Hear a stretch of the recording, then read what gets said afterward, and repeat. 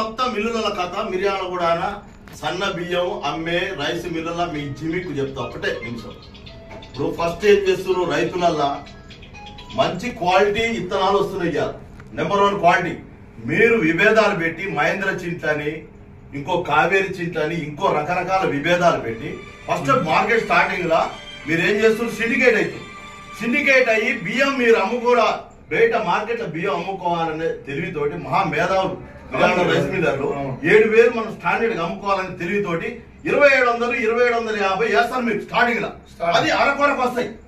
తర్వాత ఏం చేస్తారు చిటికేసి మొత్తం సిండికేట్ అయ్యి ఇక అనకూడదు ఆ మాట మిమ్మల్ని కానీ ఎవరెంబ సొమ్ము ఎవరయ్య సొమ్ము ఇది ఎవరి చెమట ఎవరి రక్తదారం ఇవాళ మొత్తం 100 వ్యవస్థలు ఇవాళ భారతదేశంలో బతుకుతున్నాయంటే రైతు చెమట దార పోస్తేనే ఈ 100 వ్యవస్థలు బతుకుతున్నాయి.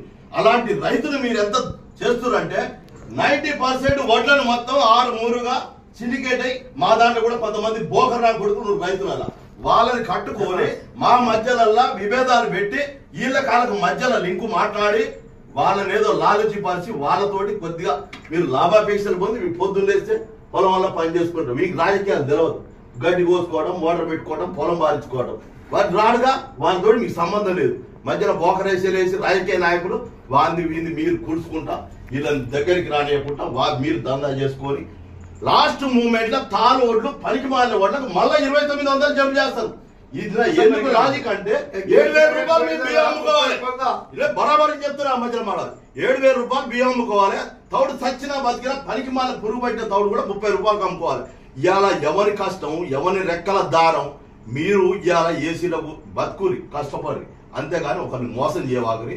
ఇవాళ మిర్యాల కూడా రైస్ మిల్లు వ్యవస్థలో జరిగే దందాది. ఇలా మేము అందరం మాట్లాడుతుంటే నీ రైతులం మేము నువ్వు పొద్దున్నేసి దుమ్మేసేది ఇక్కడ నీ మొత్తం కాల్షియం వాటర్ మొత్తం వచ్చేది ఈ భూమిలో ఇంకేది నువ్వు ఆడనో మిర్యాడలో కూర్చొని అసోసియేషన్ బిల్డింగ్ వాళ్ళ అనుమతి తీసుకొని వస్తానంటే ఇక్కడ తేడా తెల్లగా అర్థమవుతుంది మీరు సిండికేట్ ఎట్లా అవుతున్నారు అనేది. అది మీ ఈడ వ్యవస్థలో జరిగేది.